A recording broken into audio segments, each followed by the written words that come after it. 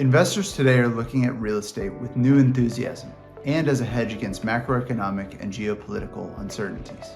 Prime assets across all sectors in Asia Pacific remain in demand. While higher borrowing rates are slowing deals as investors turn more cautious, significant capital raised over the past quarters demonstrates real estate's continued appeal across the region. We see global capital shifting funds towards real estate with a continued focus on Asia Pacific.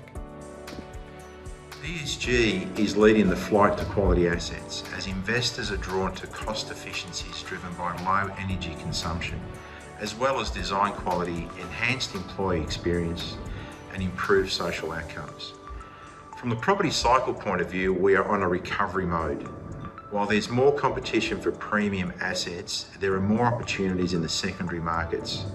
However, investors are selective, and for low-risk plays, they remain focused on premium assets with strong ability to attract green finance. Singapore stands out in this current macroeconomic environment. There are strong capital allocations to buy in Singapore, given its socio-economic stability and growing safe haven status. Many investors are chasing office deals where the economic fundamentals present strong growth potential. Office supply is tight with growing demand, and older stock removed for redevelopment incorporating residential, further reducing its supply. The redevelopment incentives offer opportunities for investors to either be a capital partner with building owners or forward purchase the new office development. The record low unemployment rate in Australia today is driving a flight to quality as businesses promote a premium office experience to retain and attract talent. Foreign investors continue to dominate and lead bidding processes of all major sales campaigns.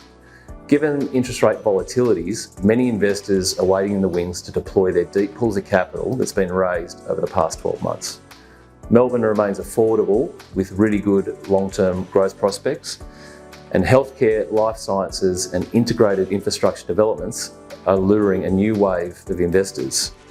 It's also a good time to watch some of the REITs because their share prices remain below NTA.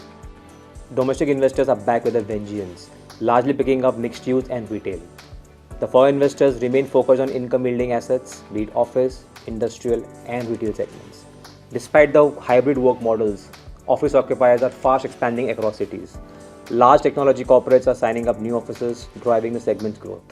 We also see investors keen on completed malls amid the retail boom in fashion and F&B brands. Marquee hospitality assets, both at realistic and stressed valuations, are posing as good acquisition opportunities.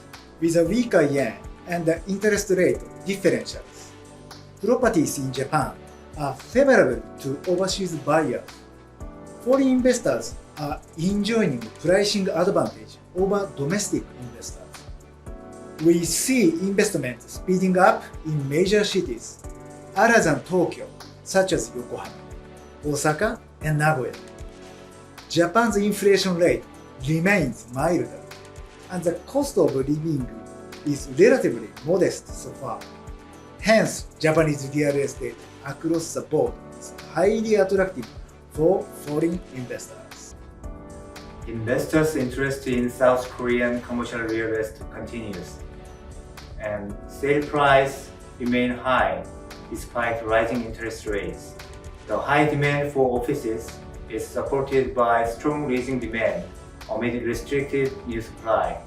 It's ideal today to shift focus to logistics centers as alternatives to investing in offices and evaluate investment opportunities in data centers, hotels, and seniors housing in South Korea. For real estate in Asia Pacific, it's the beginning of a new future. Winners will be those with global reach and local expertise, as well as the foresight to envisage new investment themes as they emerge.